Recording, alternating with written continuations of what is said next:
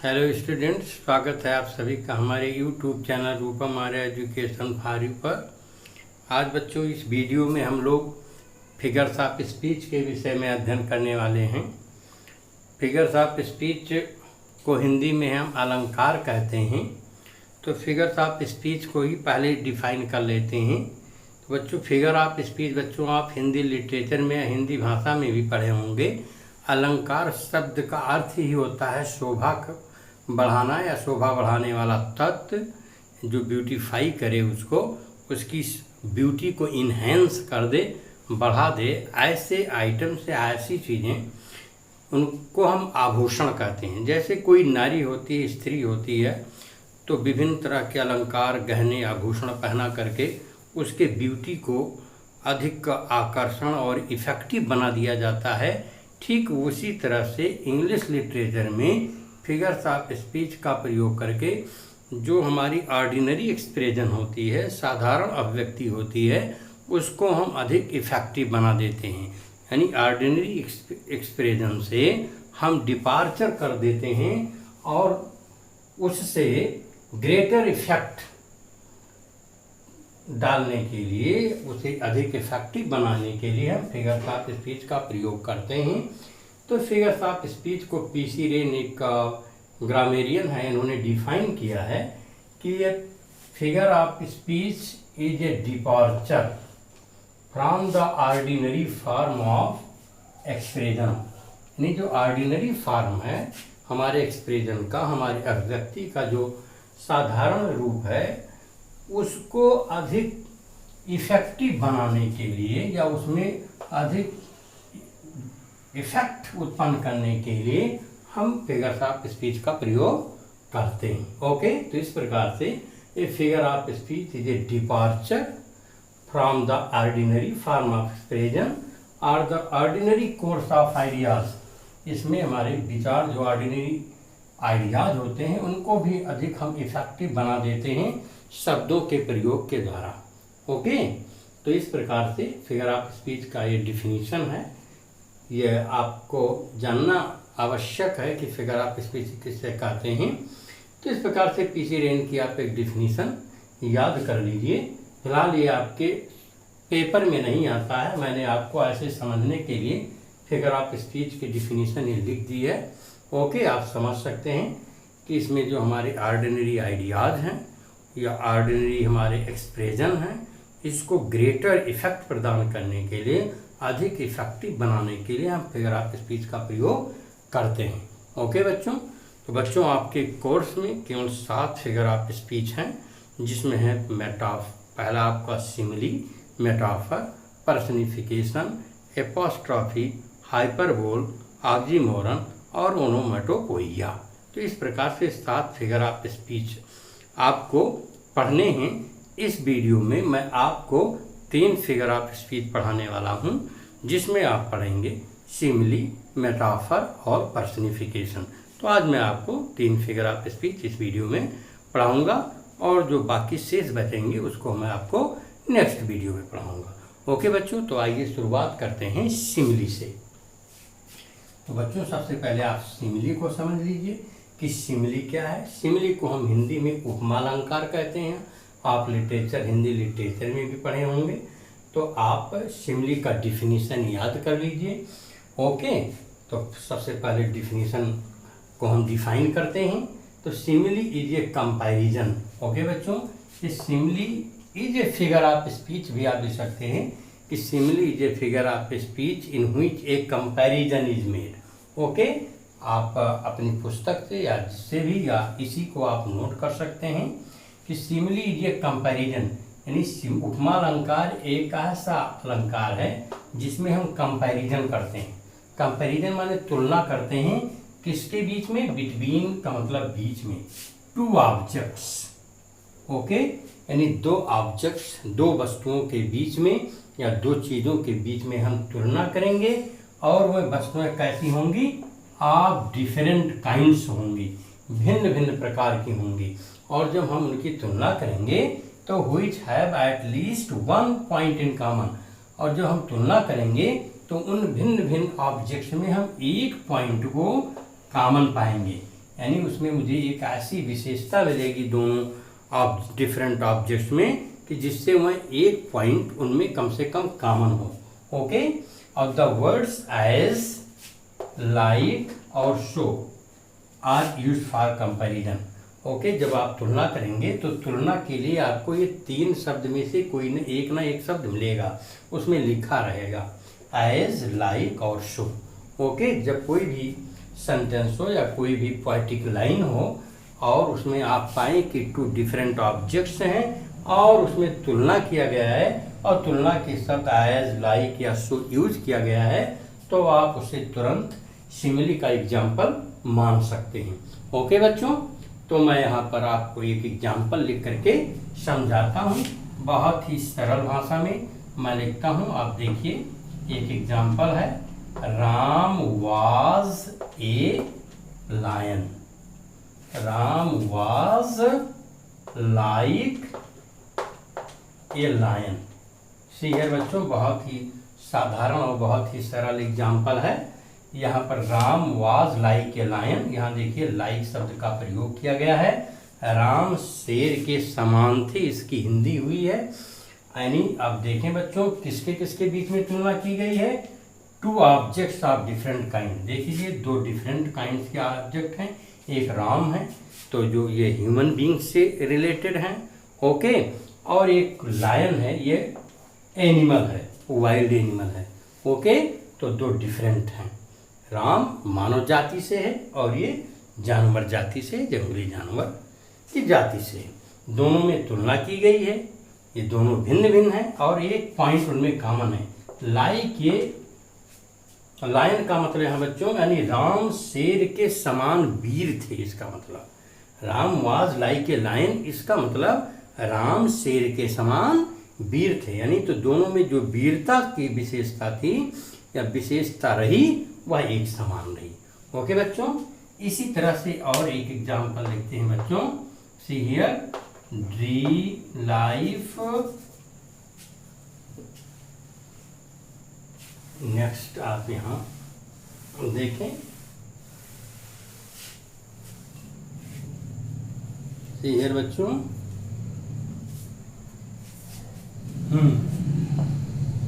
Life is like a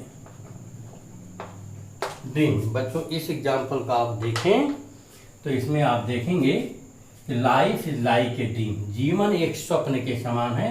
आप इसे पाएंगे लाइफ, देखिए लाइफ की और एक ड्रीम की, स्वप्न यानी स्वप्न, इसकी तुलना की गई है। जीवन को एक स्वप्न के समान बताया गया है।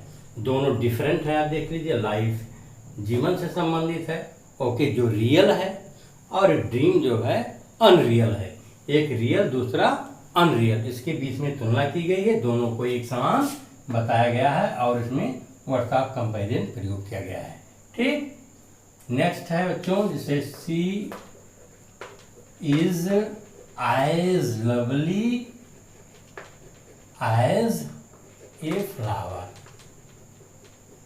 इस सेंटेंस में देखिए बच्चों, इसमें आप देखिए she is as lovely as a flower, इसमें सी का और फ्लावर की तुलना की गई है। दोनों डिफरेंट ऑब्जेक्ट्स हैं। सी लिविंग बीइंग से है, मानव जाति से है, और फ्लावर है आपकी वनस्पति जाति से। दोनों में डिफरेंट है। ओके, तो इसकी तुलना यहाँ की गई है। आप इसमें देख सकते हैं दोनों डिफरेंट हैं और जब इनकी तुलना की गई है तो किस चीज़ की समानता बताई गई? इनकी सुंदरता, दोनों की सुंदरता एक समान है। ओके, तो she is as lovely as a flower, यानी सी डिफरेंट है फ्लावर से, एक लिविंग बीइंग से है, दूसरा वनस्पति से है। दोनों की ब्यूटी की, सुंदरता की तुलना की गई है और दोनों कम से कम एक बिंदु पर समान है, यानी उनमें 1 पॉइंट कॉमन है और वो कॉमन पॉइंट क्या है? उनकी ब्यूटी की।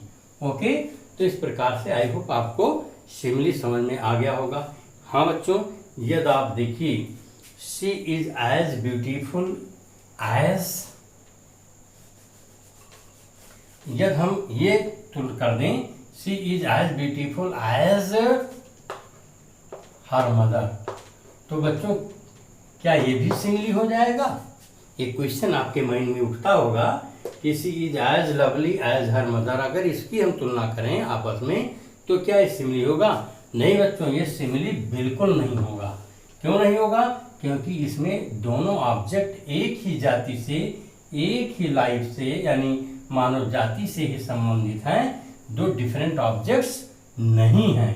ओके, इसलिए इसको हम फिगर ऑफ स्पीच सिमिली नहीं कह सकते, टू डिफरेंट ऑब्जेक्ट्स होना जरूरी है। ओके बच्चों, तो आई होप आपको ये समझ में आ गया होगा। अब हम नेक्स्ट पढ़ेंगे, अब वह पढ़ेंगे मेटाफर।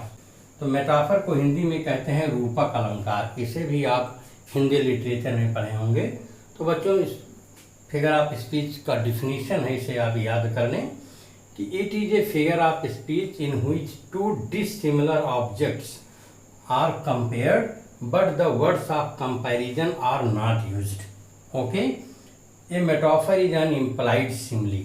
तो इस प्रकार से इसकी डिफिनीशन है बच्चों कि इसमें भी हम तुलना करते हैं, इसमें भी टू डिफरेंट ऑब्जेक्ट्स होंगे, दो भिन्न भिन्न वस्तुएं होंगी, उनकी हम तुलना करेंगे। लेकिन क्या होगी, इसमें जो वर्ड्स ऑफ कंपैरिजन हैं या जिन शब्दों से हम उनकी तुलना करेंगे, इसमें words of comparison are not used, यानी तुलना के शब्द प्रयोग नहीं किए जाते हैं। इसमें तुलना के शब्द अंडरस्टूड होते हैं या हिडन होते हैं। ओके, यानी इसमें एज, सो या लाइक ये शब्द अंडरस्टूड होते हैं, हिडन होते हैं। ओके, तो जैसे बच्चों देखिए मैंने आपको पहले बताया था इसकी डिफिनीशन सिमिली थी। ओके, तो उसी से हम स्टार्ट करते हैं। एग्जाम्पल आप देखिए, और दूसरी जो सबसे छोटी डिफिनीशन है बच्चों इसकी, वो है metaphor is an implied simile. देखिए इम्प्लाइड माने निहित, इसको इम्प्लाइड माने निहित, यानी मेटाफर एक निहित उपमा है। यानी उसमें क्या होता है, अंडर जो सिमिली है वो अंडरस्टूड होती है, छिपी हुई होती है। क्यों? वो डिस्क्लोज नहीं होती या वो ओपन नहीं दिखती, क्योंकि इसमें वर्ड्स ऑफ कंपैरिजन यूज नहीं किए जाते हैं। तो आप कोई भी डिफिनीशन याद कर लें, हालांकि आप इस डिफिनीशन को याद करें ज़्यादा अच्छा रहेगा, इससे आपको समझने में भी आसानी रहेगी। तो आइए इसके एग्जाम्पल पर चलते हैं बच्चों। तो देखिए इसमें कैसे इसे हम मेटाफर बनाते हैं। जो पहले सिमिली का एग्जाम्पल मैंने लिखा था, तो अगर मैं लिख दूं life is a dream, C here बच्चों, इसमें तुलना नहीं किया गया बल्कि लाइफ को ही ड्रीम मान लिया गया है। लाइफ इज ए ड्रीम, यानी तुलना ना करके बल्कि इस खुद लाइफ को ड्रीम मान लिया गया है, लाइफ को ही स्वप्न मान लिया गया है। इसी तरह से बच्चों मैंने नेक्स्ट एग्जाम्पल आपको बताया था, Ram was like a lion. अगर हम यूं लिख दें Ram was a lion, see here बच्चों, यहाँ बिल्कुल एक रूपक मान दिया गया, यानी जीवन जो था लाइफ, ठीक, इसको ड्रीम का रूप ही दे दिया गया, यानी लाइफ को ही ड्रीम कह दिया गया, लाइफ को ड्रीम के समान नहीं बताया गया। इसी तरह बच्चों इसमें राम है, राम की तुलना लायन से ना की गई बल्कि राम को ही लायन कह दिया गया, यानी इसमें वर्ड्स ऑफ कंपैरिजन अंडरस्टूड है। ओके बच्चों, तो इस प्रकार से वह पोएटिक लाइन या वह सेंटेंस जिसमें दो डिसिमिलर ऑब्जेक्ट्स हों और उनकी तुलना की जाए, लेकिन तुलना के वर्ड्स उसमें यूज ना किए जाएं, उसमें हिडन हो, उसी को हम मेटाफर कहते हैं। ओके, तो आई होप आपको ये समझ में आ गया होगा। ओके बच्चों, तो अब मैं आपको तीसरा फिगर ऑफ स्पीच पढ़ाने वाला हूँ। यह है पर्सनिफिकेशन। ओके, पर्सनिफिकेशन को हिंदी में हम मानवीयकरण कहते हैं। देखिए पर्सन से बना है पर्सनिफाई करना। ओके, पर्सनिफाई करना यानी किसी नॉन लिविंग चीज़ को या किसी आइडिया को अगर हम ऐसे व्यक्त करें या उसको ऐसी एक्टिविटी करते हुए दिखाएं जैसी एक्टिविटी कोई पर्सन करता हो, तब हम ये कहेंगे कि उसमें पर्सनिफिकेशन का यूज किया गया है। जैसे बच्चों मैं कहूँ anxiety is sitting on his head, और या ऑन हिज फेस, अगर हम कहें उसके चेहरे पर चिंता बैठी है तो बैठने का काम चिंता के तो हाथ पैर होता नहीं है, मनुष्य होता है जो बैठ सकता है, उठ सकता है। ओके, तो यहाँ पर फिगर ऑफ स्पीच पर्सनिफिकेशन होगा।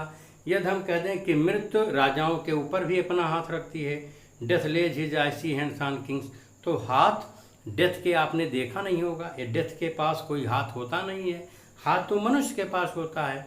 तो डेथ को ऐसे रिप्रेजेंट किया जाता है, ऐसे शो किया जाता है जैसे मानो उसके हाथ हो और वह राजाओं के ऊपर भी रखता हो। यदि हम कहते हैं देखिए चंद्रमा हंस रहा है, तो चंद्रमा एक तो ऑब्जेक्ट है, एक नेचुरल ऑब्जेक्ट है, वह लिविंग नॉन लिविंग के बीच नहीं है, वो तो नॉन लिविंग है, लिविंग है नहीं। ओके, तो उसको हम ऐसे शो करते हैं जैसे हंसने का काम मनुष्य करता है, तो ऐसे हम कहते हैं चंद्रमा हंस रहा है। ओके, तो इस प्रकार से अगर कोई एक्सप्रेशन आता है कि जिसमें नॉन लिविंग ऑब्जेक्ट हो या कोई एब्स्ट्रैक्ट आइडिया हो और कोई नॉन लिविंग हो, उसको ऐसे हम प्रेजेंट करें या उसकी एक्टिविटी ऐसे शो करें कि जैसे मानो मनुष्य या पर्सन की तरह एक्टिविटी कर रहा हो, तब वहाँ ऐसे एक्सप्रेशन में, ऐसे सेंटेंसेस में पर्सनिफिकेशन फिगर ऑफ स्पीच होगा।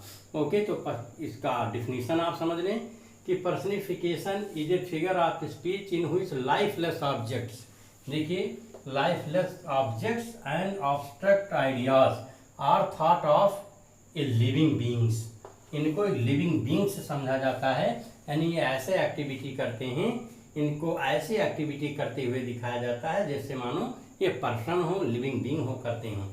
जैसे सी हियर एग्जांपल बच्चों, experience is the best teacher, अनुभव सबसे अच्छा टीचर होता है। देखिए बच्चों, टीचर होता है आपका मनुष्य होता है, पर्सन होता है, स्त्री हो सकता है, पुरुष भी हो सकता है टीचर, और यहाँ एक्सपीरियंस एक आपका एब्स्ट्रैक्ट आइडिया है, एक भाववाचक विचार है, इसको यहाँ ऐसे दिखाया गया है जैसे ये टीचर हो, तो टीचर की तरह इसको रिप्रेजेंट किया गया है, इसलिए इसमें पर्सनिफिकेशन फिगर ऑफ स्पीच है। बच्चों नेक्स्ट है opportunity knocks at the door but once, अवसर केवल एक ही बार आपका दरवाजा खटखटाती है। तो बच्चों दरवाजा खटखटाने का काम किसका है? कोई मनुष्य कर सकेगा, कोई पर्सन कर सकेगा, लेकिन यहाँ अपॉर्चुनिटी माने अवसर, अपॉर्चुनिटी को ऐसे शो किया गया है जैसे मानो वह मनुष्य हो और दरवाजा खटखटाते हो। तो ये एब्स्ट्रैक्ट आइडिया है, इसको भी ऐसे शो किया गया है, इसलिए यहाँ पर पर्सनिफिकेशन है। नेक्स्ट है बच्चों, death lays his icy hands on kings, मृत राजाओं पर भी अपने हाथ रखती है। देखिए बच्चों, डेथ के हाथ होता नहीं और इसको ऐसे शो किया गया है जैसे मानो कोई मानव हो, पर्सन हो और इसके हाथ हो और वो राजाओं के ऊपर रखती हो।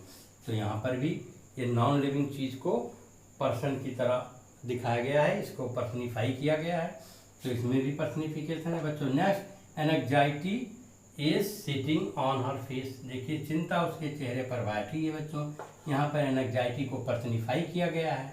ओके, जैसे मानो ये कोई मनुष्य हो और किसी के चेहरे पर या कहीं बैठी हो, तो इस प्रकार से बच्चों इनमें पर्सनिफिकेशन फिगर ऑफ स्पीच है, जिसमें एक्सपीरियंस, अपॉर्चुनिटी, डेथ और एंजाइटी को पर्सनिफाई किया गया है। ओके बच्चों, तो इस प्रकार से आपको इस वीडियो में मैंने सिमिली, मेटाफर और पर्सनिफिकेशन 3 फिगर्स ऑफ स्पीच पढ़ाएं। बहुत आसान है और आपकी परीक्षा के लिए बहुत ही इम्पॉर्टेंट है।